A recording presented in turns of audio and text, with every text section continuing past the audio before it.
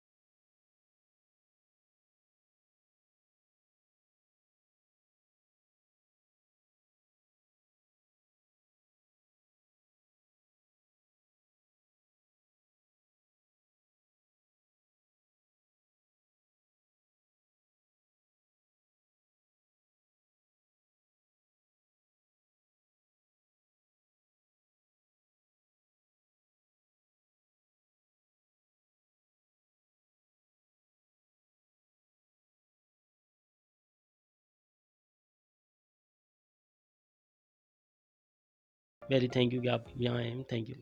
Sir सबसे पहले start करते हैं आपसे आपकी जर्नी से स्टार्ट करते हैं कि अब आप प्रिंसिपल हैं माशाल्लाह यहाँ के। तो आपने जर्नी जर्नी में जैसे कि लोग कहते हैं कि जर्नी में हमें बहुत सी मुश्किलात देखनी पड़ती हैं। तो आपने अपनी जर्नी में अपनी इब्तिदाई तालीम शुरू कहाँ से की? और क्या उस वक़्त भी आपको दुश्वारियों का सामना करना पड़ा या सिर्फ़ ये इस ज़माने में? Thank you. नहीं, बेसिकली जो मेरा गांव है यहाँ से तकरीबन 450 किलोमीटर दूर है। बेहतरीन गांव है, एक सिमाल सा। मैंने 5 क्लास वहाँ से पढ़े। फिर मेरा डिस्ट्रिक्ट और टाउन जो है वो कंडियारो है, नौशर फिरोज़। वहाँ से मैंने जो है मैट्रिक और इंटर किया। उसके बाद जो मैंने मास्टर्स है वो शाह अब्दुल लतीफ़ यूनिवर्सिटी खैरपुर से इंग्लिश में किया। तो उस वजह से बहुत परेशानी होती थी। उन दिनों में इतनी अवेयरनेस नहीं थी। आजकल सोशल मीडिया है और यहाँ पे अवेयरनेस ज़्यादा है, और उनके जो यहाँ के जो पेरेंट्स हैं उनको भी पता है। तो बस मेरा एक शौक़ था, तो उस वजह से, शौक़ की वजह से मैं आगे चलता आया। तो चलता आया, बाकी अदरवाइज़ जो उन दिनों में परेशानी होती थी। मैंने मास्टर्स किया है 2001 में, और मेरी जॉइनिंग है सर्विस में 2002 की। तो बहुत ही मुश्किल टाइम होता था कंपैरेटिवली आज के हिसाब से, मगर ये शौक़ था, लगन थी, तो इस वजह से हम यहाँ पहुँच गए हैं। जी सर, थैंक यू। सर ये आजकल तो आपने देखा होगा ट्रांसपोर्ट मतलब कि बहुत ज़्यादा आ गई है, ट्रांसपोर्ट बहुत ज़्यादा हमारे पास है आजकल। लेकिन उस ज़माने में ट्रांसपोर्ट की भी कमी होती होगी सर, क्योंकि ट्रांसपोर्ट नहीं थी, लोग मीलों जो है पैदल सफ़र करते थे। तो क्या आपने भी इस तरह सफ़र किए हैं एजुकेशन के लिए या सिर्फ़ जो है आजकल के बच्चों के पास हालाँकि ट्रांसफ़ॉर्म जैसी फैसिलिटी जो है, ट्रांसपोर्ट जैसी फैसिलिटी है, लेकिन फिर भी ये लोग जो है ना, इनके अंदर वो जज़्बा जुनून नहीं है पढ़ने का, जो पहले ज़माने में था। तो क्या आपको ट्रांसपोर्ट की वजह से दुश्वारियों का सामना करना पड़ा सर? जी, जी, बहुत दुश्वारी होती थी उन दिनों में। जो अभी ये रिक्शा सिस्टम है या और जो सिस्टम आ गया है, उन दिनों में वो नहीं होता था। मैं अपने कंडियारे में जब टीचिंग करता था प्राइवेटली, तो मैं स्कूल कॉलेज में भी जाता था, तो मैं साइकिल यूज़ करता था। उसके बाद जो है जब मैंने यूनिवर्सिटी जॉइन की, तो यही बस पे जाते थे। यहाँ वे पे वहाँ पे वैन सिस्टम होता जी है। सर। तो कभी कोई गाड़ी मिल गई, कभी पैदल 2-2 किलोमीटर जाना पड़ता था। तो मगर एक लगन होती थी, हमारी शाम की टाइमिंग होती थी। मैं दोपहर से निकल रहा था, फिर वो शाम की जो क्लासेस है वो लेके फिर रात को दोबारा जब तक हॉस्टल से मिल जाए, तो रात को आ जाता था। नीचे बस में अगर सीट मिल गई तो ठीक है, वरना ऊपर छत पे बैठ लेते थे। तो इससे गरीब घराने से ताल्लुक़ होता था, बहुत ही मुश्किलात से चलना पड़ता था, मगर ये था कि लगन थी, कि ये कोई टेंशन नहीं होता था कि भाई नहीं आगे जाना है, तो उसकी वजह से बहुत काम करना पड़ेगा। सर हम एक छोटी-सी बात क्लियर कर दें। आजकल के ज़माने में बच्चे कहते हैं अपने पेरेंट्स से कि भाई हम अगर पढ़ लिख लें, हमें अच्छी नौकरी नहीं मिलती। तो इसके लिए या तो हमें रेफ़रेंस चाहिए जिसको आप आजकल लोग कहते हैं सिफ़ारिश भी सिफ़ारिश हो, या वो कहते हैं कि हमारे पास पैसा होगा तो फिर हम जो आगे जाके मतलब कि किसी सीट पर जाएँगे। तो क्या इंसान जो बच्चा पढ़ता लिखता है, दिन-रात मेहनत करता है उसके लिए पैसा या सिफ़ारिश होनी ज़रूरी है सर आपके ख़्याल में? नहीं, बेसिकली असल में क्या है कि स्टूडेंट्स अगर पहले से जो माइंड बना लेगा कि ये सिस्टम चल रहा है, तो वो उसके माइंड में वही बात होगी, तो वो काम नहीं कर पाएगा। दुनिया को हम उठा के देख लें, पीएम सीएम से लेके दुनिया की तारीख में बड़े बड़े लोग भी वो गरीब बन गए हैं। ये हमारी जो जॉब है, इसमें भी ज़्यादातर जो है हमारे गरीब दोस्त हैं, गरीब लोग हैं, वो आ जाते हैं। तो जो भी आदमी मेहनत करता है, यकीन करता है मेहनत पे, तो कंपटीशन अभी ज़्यादा है, जी सर। मगर ये है कि मेरिट है अपनी जगह पे। जी सर। पब्लिक सर्विस कमीशन है, फेडरल गवर्नमेंट की कमीशन है और दूसरे जो है डिपार्टमेंट्स हैं, तो वहाँ पे जो एग्ज़ाम्स हैं ग्रेड 17 के लिए तो कमीशन का कॉन्सेप्ट है। तो वो जो बच्चे नहीं पढ़ते हैं यूनिवर्सिटी टाइम में या उनके माइंड में ये बात बैठ जाती है कि पैसों की बात है, तो वो फिर जब उनकी जो है वो पढ़ाई नहीं होगी तो ज़ाहिर-सी बात है आगे कॉम्पिटिशन में नहीं आएँगे। उस वजह से वो रह जाते हैं। फिर वो किसी न किसी चीज़ पे तो हमारा जो एक सिस्टम है, किसी न किसी चीज़ पे तो हम ब्लेम लगाना है कि भई यहाँ पेरेंट्स ने सपोर्ट नहीं किए या जो है सोसाइटी की तरफ से ये हो गया या मुझे पैसे नहीं थे। जी सर। तो ये बातें जो है ना सब अपनी जगह पे इन चीज़ों का वैल्यू होगा मगर 10-20%। जी सर। तो 70% भी अगर मेरिट है तो आप 70% को माइंड में रख के आगे काम करें। बिल्कुल सर। तो इस वजह से ये मुश्किल काम नहीं है। हमें जो है टाइम देना पड़ता है, काम करना पड़ता है, या जो बराबर के हमारे स्टूडेंट्स हैं उनसे कॉम्पिटिशन है तो हमें उनसे आगे निकल के जाना है। तो सर अब हमें एक बात क्लियर करें कि आपने जब तालीम मुकम्मल की सर, उसके बाद तो काफ़ी प्रोफ़ेशंस थे क्योंकि आप जब यूनिवर्सिटी में जाते हैं तो काफ़ी प्रोफ़ेशंस, काफ़ी ब्रांचेस आ जाती हैं हर सब्जेक्ट की। तो फिर आपने सिर्फ़ टीचिंग ही प्रोफ़ेशन क्यों चुना? मतलब इसमें आपको ऐसी क्या बात लगी कि आपने को ये माइंडसेट हो गया कि भई मैंने टीचिंग ही करनी है? ऐसी क्या पॉइंट थी? बेसिकली ये तो एक तरफ से एक रोज़ी रोटी होती है, जहाँ पे जी नसीब सर। होता है वहाँ आदमी पहुँचता है। बिल्कुल अदरवाइज़ ये सर। था कि मैंने मास्टर्स इकोनॉमिक्स में भी किया था जी सर। कि कहीं पे प्राइवेट लग जाए, क्योंकि मैं 20 साल पहले भी मेरा यही विज़न था कि आदमी को ना एक टारगेट नहीं बनाना चाहिए, 2-2 3-3 टारगेट्स लेने जी चाहिए। सर। तो फिर मैंने जब एमए इकोनॉमिक्स प्राइवेटली किया, एमए इंग्लिश मैंने रेगुलरली किया, उसके बाद मैंने एलएलबी भी किया है। जी सर। उसके बाद मैंने एमबीए आईबीए से भी जो है किया हुआ है स्कॉलरशिप पे। तो पहले मेरे माइंड में था कि भाई कहीं न कहीं किसी न किसी जगह पे लग जाना है। जी सर। तो कुदरत की ये बात हुई कि जैसे मैं लास्ट ईयर में ही था, तो जैसे मैंने अपीयरेंस सर्टिफिकेट लिया, वाइवास लिया, तो उन दिनों में ही जो है पब्लिक सर्विस कमीशन की एडवर्टाइज़मेंट आ गई। तो अल्लाह के करम से मुझे कोई एक दिन भी बेरोज़गारी का देखना नहीं पड़ा। जी सर। तो डायरेक्टली मैं यहाँ आ गया। तो इस वजह से मैंने यहाँ काम किया। फिर जो है पीसीएस और सीएसएस वगैरह में भी इम्तिहानात दिए। अभी भी 2018 में मेरी पीसीएस जो है वो क्लियर हुई थी, जी रिटन सर। भी वाइवास भी, मगर मेरी अनफॉर्चुनेटली एलोकेशन नहीं हो सकी। तो कुछ आईबीएस से भी मैं एमबीए करके आया हूँ, ये स्कॉलरशिप पे ही। जो उसके बाद भी जो है मेरे नसीब की बात है कि यहाँ आ गया हूँ, मगर फिर भी शुक्र है। अभी भी जो है रिसेंटली एग्ज़ाम सेल्ड हुए थे हमारे कंट्रोलर ऑफ बोर्ड्स और सेक्रेटरीज बोर्ड के लिए। तो अल्लाह के करम से आईबीए कराची ने कंडक्ट किया था और उसमें पूरे सिंध में मैंने टॉप किया हुआ है। जी तो सर। वो ऑर्डर तो मेरे पास पड़ा हुआ है, मगर अनफॉर्चुनेटली जो वहाँ पे इंचार्ज बैठे हुए हैं, एक्टिंग बैठे हुए हैं, वो सीट छोड़ने के लिए 6, 7, 8 साल से तैयार नहीं है। जी सर। तो डिफरेंट वे में उन्होंने अलग-अलग जगहों पे एंगेज किए हुए हैं मुकदमात की वजह से। सो इंसान जब भी कोशिश करता है, मेहनत करता है, जी सर। तो वो आगे जा सकता है। ये जी सर। तो सर हम आपसे सिर्फ़ एक छोटा-सा सवाल पूछेंगे अब कि इस ज़माने को अगर हम लोग कंपेयर करें जो 2020 से पीछे था, 2000 से पीछे था 2000 से, तो उस वक़्त इतनी फैसिलिटीज़ नहीं थी, लेकिन फिर भी हमने अंदाज़ा लगाया कि इस वक़्त जो हमारे मुल्क में जो बड़े ऑफ़िसर्स हैं, जितने बड़े गवर्नर सब तकरीबन बैठे हुए हैं, सब ये गरीब गरीब देहातों के रहने वाले थे। तो उस वक़्त फैसिलिटीज़ ना होने के वजह से भी लोग फिर भी ऑफ़िसर्स बन गए। लेकिन इस ज़माने में आप देखें, यहाँ पे कोई बच्चा नहीं है कॉलेज में आता जो बाइक के बगैर है। कम थोड़े बहुत होते हैं जो बस पे आते हैं या ट्रैवल, लेकिन माँ-बाप उनको बाइक लेके जाते हैं या कुछ और उनकी ट्रैवल क क्या करते हैं कि उनका इंतज़ाम करते हैं। लेकिन अब बच्चों के पास सब देखो उस वक़्त लाइट नहीं हुआ करती थी, फिर भी बच्चे जो है लालटेन लगा के जो चीज़ें लगा के आपको पता होगा सर वो पढ़ते थे पूरी रात बैठ के। इस ज़माने में लाइट है, हर चीज़ अल्लाह पाक की दी हुई हमें है नेमत है, लेकिन फिर भी बच्चे उस ज़माने के कंपैरिज़न में करें, तो पीछे जाते जा रहे हैं। ऐसा क्यों है सर?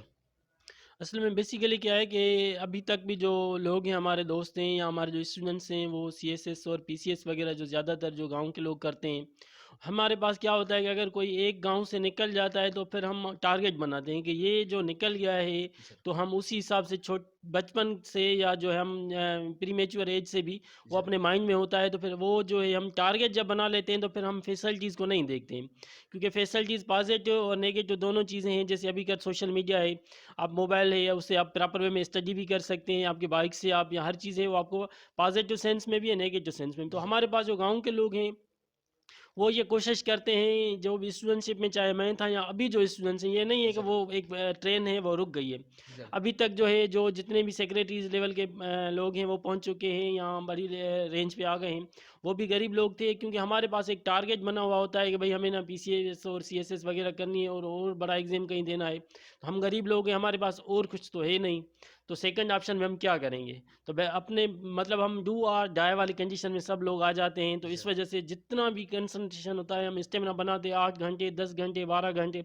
इवन हमारे जो स्टूडेंट्स होते हैं या जो हमारे दोस्त हैं या हमारे जो सीनियर्स होते हैं, वो डॉक्टर, इंजीनियर बन जाते हैं, वहाँ से जो है स्विच ऑफ करके फिर दोबारा सीएसएस करके वहाँ ऑफिसर बने हुए हैं, बैठे हुए हैं। जी सर। तो ये हमारा जो है कि एक उनकी बच्चों की उन दौर की, यहाँ भी जो मेरे दोस्त हैं, मैं जब लेक्चरर बना मेरे साथ भी तकरीबन 17 लेक्चरर इंग्लिश के बने। तो उन दिनों में भी 10 जो हैं फिर वो स्विच ऑफ करके अलग-अलग दोबारा दूसरी पोज़ीशंस में चले गए। जो जी, हमारे उसी टाइम में चेयरमैन्स होते थे, फरजंद अली साहब, वो हमें कहते थे कि नहीं भाई लेक्चरर आपका टारगेट नहीं होना चाहिए, टारगेट हमेशा आप ऊँचा रखें। जी सर। तो इस वजह से हम जो है ना ये ऐसे ऐसे समझ लें कि हमारी जो है एक मेंटल अप्रोच वो बढ़ा देते थे, काउंसलिंग करते थे, ताकि हम जो है वो उसी रेंज को टारगेट में रख के फिर काम करते। तो यहाँ बच्चों में बदकिस्मती से ये है कि ज़्यादा जो फैसिलिटीज़ आ गई हैं उस वजह से, और बदकिस्मती से एक बात मुझे है कि हम 20 साल से कोई भी पेरेंट्स हमारे पास आते नहीं हैं। जी चाहे सर। मैं गर्ल्स कॉलेज में था, चाहे बॉयज़ कॉलेज में हूँ, किसी और जगह पे हमसे पूछने नहीं आते हैं कि मेरा बच्चा आ रहा है, मेरा बच्चा नहीं आ रहा है, बच्चे का रिज़ल्ट क्या है। वो बच्चों पे बिलीव करते हैं जी सर। कि भाई मेरा बच्चा जो कह रहा है वो उनको वो ये बता देते हैं कि गवर्नमेंट इदारों में तालीम नहीं है, वहाँ पे क्लासेस नहीं होते, वहाँ पे टीचर्स नहीं आते हैं, तो वो उनकी बात पे यकीन करके वहीं पे कोचिंग करवा के या और कुछ करवा के रुक देते हैं, जो बड़े दुःख की बात होती है, और हमसे पूछते भी नहीं हैं। अभी भी जो है मेरे पास तकरीबन बहुत सारे बच्चे हैं, तो बहुत ही मैंने एक अलग-अलग तरीके से उनको मोटिवेट किया है कि भाई आप आ जाएँ। आप अंदाज़ा लगाएँगे जो यहाँ पे प्रोफ़ेसर्स जिस भी गवर्नमेंट कॉलेज में आ जाते हैं वो अपनी जो है पब्लिक सर्विस कमीशन से क्वालिफ़ाइड हैं। जी सर। तो उनकी जो अपनी अप्रोच है, अपनी जो सब्जेक्ट पे ग्रिप है वो बहुत ही स्ट्रॉन्ग है। जी मगर सर। उसके बावजूद भी जो लोग हैं वो यकीन नहीं करते हैं गवर्नमेंट के इदारों पे। तो उस वजह से यहाँ मैंने जो देखा है 20 साल से, ये चीज़ एक मुझे तकलीफ़ देती है कि जो पेरेंट्स हैं हमारे साथ ताउन नहीं करते हैं, वो हमारे पास नहीं आते। इवन हम उन बच्चों को जब अभी एग्ज़ाम फॉर्म में, अटेंडेंस में या और किसी चीज़ में सख्ती करते हैं, तो वो उनको बुरा लगता है कि सर आप लोग ये ऐसे क्यों कर रहे हैं या वैसे क्यों कर रहे हैं। तो बहुत मुश्किल टाइम आ रहा है, इस वजह से भी थोड़ा बहुत होता है कि बच्चों को जो है ना, उनके पेरेंट्स को भी मैं रिक्वेस्ट करूँगा कि वो जहाँ भी उनके बच्चे हैं, वो उनके टीचर से तो मिलें। जी सर। उनको पता तो चले कि यहाँ हो क्या रहा है। वो ब्लाइंडली उन बच्चों पे फ़ेथ तो नहीं करेंगे, भई यहाँ कुछ नहीं हो रहा है, गवर्नमेंट के जी इदारे सर। हैं। गवर्नमेंट के इदारे भई जो सारे ऑफ़िसर्स बने हुए हैं, हम भी यहाँ बैठे हुए हैं, गवर्नमेंट से बढ़ के आए हैं। बिल्कुल सर। तो इस वजह से ये बात मैं कहूँगा कि पेरेंट्स जो है ना, उनको भी पार्टिसिपेट करना चाहिए यहाँ। बिल्कुल। आजकल तो आप देखिए नेट का दौर चल रहा है। यूट्यूब पे आप किसी भी लेक्चर का नाम लिखें, उसके कम से कम 500-600 तो उसके लेक्चर आ जाएँगे। एक टॉपिक ऊपर सर। तो आप ये बताइए जब हमारे पास इतनी फैसिलिटीज़ हैं, हम मतलब गवर्नमेंट का किसी कॉलेज, यूनिवर्सिटी ना भी जाएँ, हम घर में बैठ के पढ़ सकते हैं। टीचर समझ लें हमारी बुक हमारे पास है। गूगल पे कोई भी किताब, कोई भी सवाल सर्च करें उसी वक़्त आ जाते हैं। हालाँकि पहले ज़माने में ये नहीं था। अगर आपको मिसाल के तौर पे आप रात को बैठ के पढ़ रहे हैं, आपको कोई सवाल है, तो आप सुबह जाएँगे प्रोफ़ेसर से पूछेंगे। लेकिन यहाँ पे तो अगर आपको सवाल है, आप उसी वक़्त गूगल से सर्च कर सकते हैं। लेकिन फिर भी बच्चे उस ज़माने के कंपैरिज़न में पीछे क्यों जा रहे हैं सर? ये हम अहम वजह क्या है सर इसमें? बेसिकली जो टीचर है उसको अभी तक दुनिया की कोई भी टेक्नोलॉजी रिप्लेस नहीं कर पाई, जी सर, बिल्कुल। क्योंकि वो जो भी जितना भी बच्चा बढ़ के आ जाएगा, मगर अगर कोई इश्यूज या कोई सवाल या कोई कॉन्सेप्ट्स हैं अगर उसके रह जाते हैं, तो वो हमारे प्रोफेसर से हम उसके क्लियर करके बताते हैं। तो ये चीज़ें उनको पॉजिटिव सेंस में यूज़ करनी चाहिए। मगर जो कॉलेजेस हैं, यूनिवर्सिटीज़ हैं या स्कूल्स हैं, उनको वहाँ पे जाना चाहिए, अपने प्रोफेसर से डायरेक्टली गाइडलाइंस लेनी चाहिए, और जो उनके पेरेंट्स हैं वो भी उनके पास जाएँ, ताकि वो जो बच्चे हैं प्रॉपर वे में स्टडी करेंगे, उससे टाइमिंग अपनी ज़्यादा बढ़ाएँगे, क्योंकि यहाँ पे ज़्यादा फैसिलिटीज़ हैं। तो बच्चा अपना टाइम जो है और चीज़ों में भी अगर ज़ाया कर देते हैं, तो उसके बाद जो है ना वो उनका स्कोर इतना निकल नहीं पाएगा। तो अगर 4 घंटा पढ़ते हैं, 4 घंटे वो अगर मैट्रिक के दौरान वो पढ़ के ए ग्रेड ले रहे हैं, तो अभी उनको 4 से 7 घंटे करने होंगे, डबल टाइम देना पड़ेगा, 8 घंटे करने पड़ेंगे, फिर इंशाल्लाह उनका रिज़ल्ट आ जाएगा। ऐसे नहीं है कि यहाँ रिज़ल्ट नहीं है चाहते, जी सर। गरीब बच्चों के डिफरेंट अलग-अलग जैसे हमारे कॉलेजेस हैं, इनसे भी बच्चे ए1 ग्रेड लेके आ जाते हैं। जी सर। मगर ये है कि बच्चे उनको ज़्यादा टाइम देना पड़ेगा, ज़्यादा स्टडी करनी पड़ेगी। जी सर। तो सर हम ये बताएँ कि अब बच्चे जो हैं सेंटर्स भी जाते हैं पढ़ने के लिए, लेकिन हमारे ज़्यादातर कॉलेजेस जैसे डीजे हो गया, मलीर कैंट हो गया और जो भी बड़े कॉलेजेस उनके छोड़ के जो छोटे कॉलेजेस हैं, तो वहाँ पे बच्चे अगर नहीं जाते, तो क्या प्रिंसिपल्स हैं या वहाँ पे जो मैनेजमेंट है, उनको उस पे स्ट्रिक्टनेस करनी चाहिए? क्योंकि देखिए सर, जब तक इदारे का जो ओनर होगा, वो वहाँ पे स्ट्रिक्टनेस नहीं करेगा, तो नीचे जो काम करने वाले हैं निजी इदारे पे, वो तो कुछ नहीं कर पाएँगे। तो क्या प्रिंसिपल को ऐसा क्या करना चाहिए कि जिसकी वजह से बच्चों की अटेंडेंस कंप्लीट हो? क्योंकि सर, जब तक अटेंडेंस कंप्लीट नहीं होगी, तो उस वक़्त तक हमारे पास बच्चे ना पढ़ पाएँगे और ना ही बच्चे आगे निकल पाएँगे। तो अटेंडेंस कंप्लीट करें और कौन-सी ऐसी चीज़ें जो आप पैगाम देना चाहते हैं कि प्रिंसिपल्स को ये चीज़ें करनी चाहिए? सबसे पहले जैसे मैंने अभी वो इंट्रोड्यूस करवाया है अटेंडेंस सर्टिफिकेट। जी सर। हर स्टेज बाय स्टेज जो है उनका अटेंडेंस सर्टिफिकेट होना चाहिए, और हमने सॉफ्टवेयर इंट्रोड्यूस करवाया है जिससे बच्चों के पास पे मैसेज जाता है। जी सर। मैंने क्लर्क एक को अलग से नॉमिनेट कर दिया है जो बच्चों को फ़ोन करके और उनके पेरेंट्स को बुला लेता है कि जी आप सर। आ जाएं।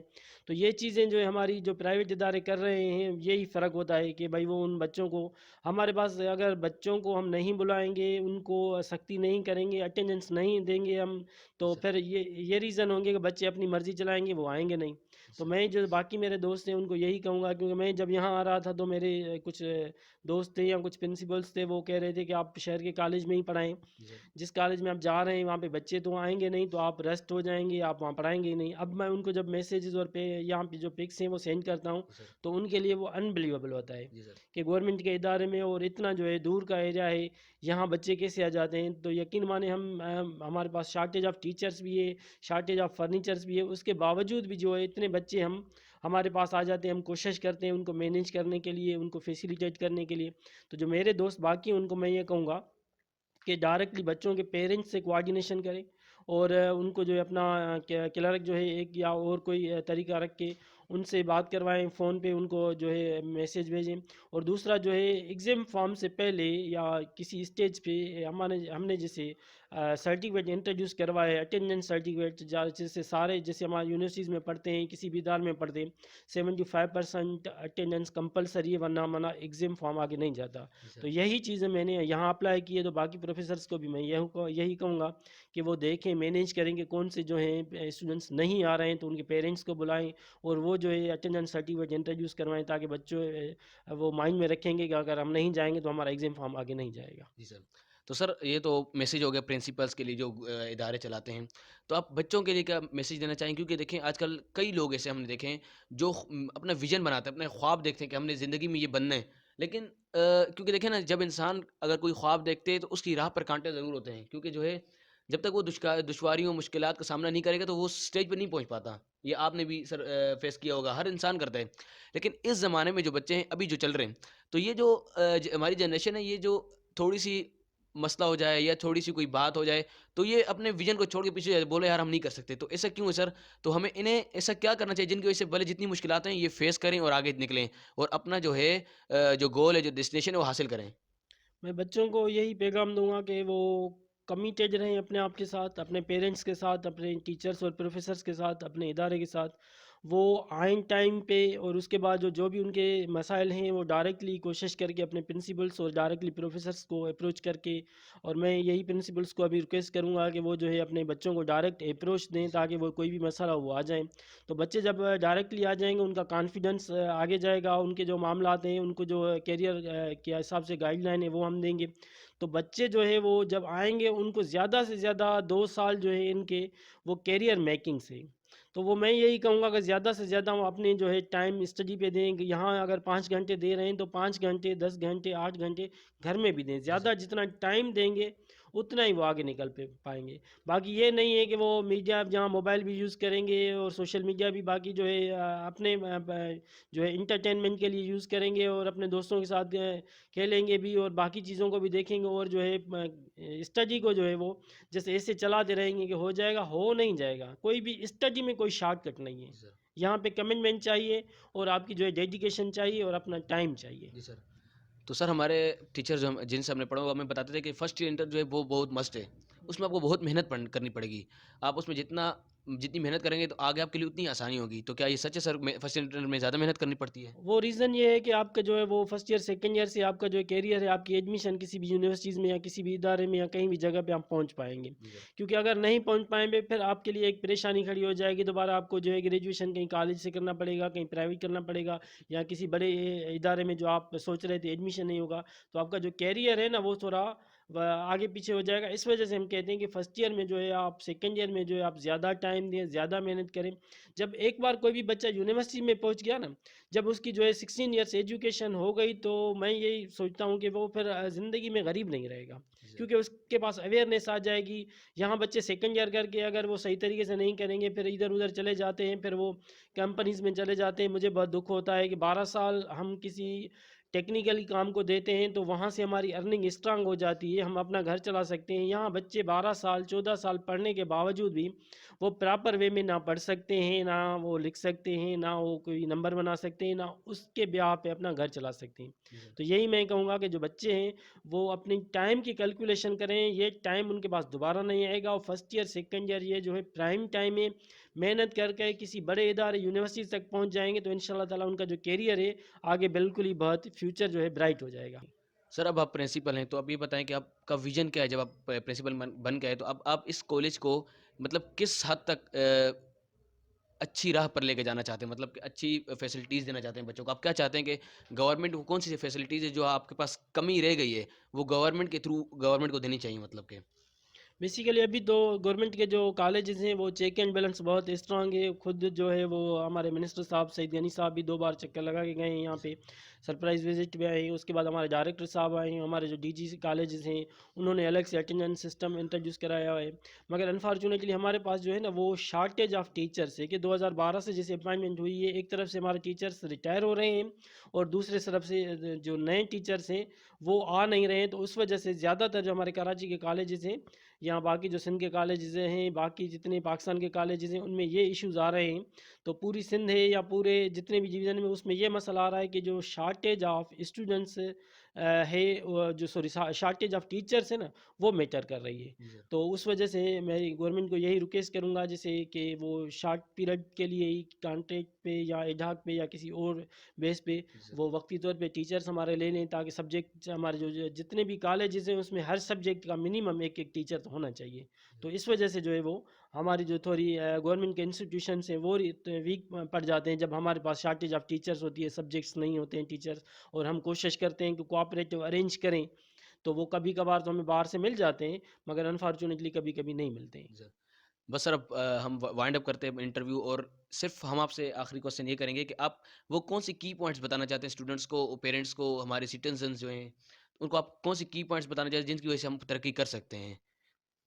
मैं पेरेंट्स को यही कहूँगा कि आप अपने बच्चों पे नज़र रखें। जी सर। उनको जो जिस इदारे में जा रहे हैं उनके टीचर्स के साथ आप कोऑपरेशन करें, उनसे मालूमात करें और अपने जो बच्चे हैं उनको वहाँ घर में बिठा के ज़्यादा से ज़्यादा आप फैसिलिटेट करें ताकि वो ज़्यादा से ज़्यादा 5-10 घंटे वो मखसूस टाइम पे पढ़ें। आप उस पे ज़्यादा नज़र रखें क्योंकि ये जो एज है ना वो बहुत ही इमेच्योर एज है, तो उस बारे में जो है पेरेंट्स को ही ख्याल करना पड़ता है। जब तक बच्चे यूनिवर्सिटीज़ तक चले जाएँ, यूनिवर्सिटी से निकल जाएँ, फिर जब वो मैच्योर हो जाते हैं तो वो खुद अपने रास्ते बना लेते हैं। तो ज़्यादातर बच्चे तो वो अपने रास्ते नहीं बना सकते, तो उस वजह से बच्चों को यही कहूँगा कि वो ज़्यादा टाइम दें। अपने इदारे जहाँ भी है वो कोई बहाना नहीं बनाए कि हम कोचिंग पे जा रहे हैं। आप हर जगह पे जाएँ, मगर जिस इदारे में गवर्नमेंट ने आपको ये फैसिलिटी दी है, जो जहाँ पे प्रोफेसर्स आपके लाखों में करोड़ों में जो है वो तनख्वाह ले रहे हैं। अभी हमारे पूरी सिंध में 300 कॉलेजेस हैं, 150 तकरीबन कराची में और बाकी जो डिवीज़न है हमारे 150 के करीब वहाँ पे।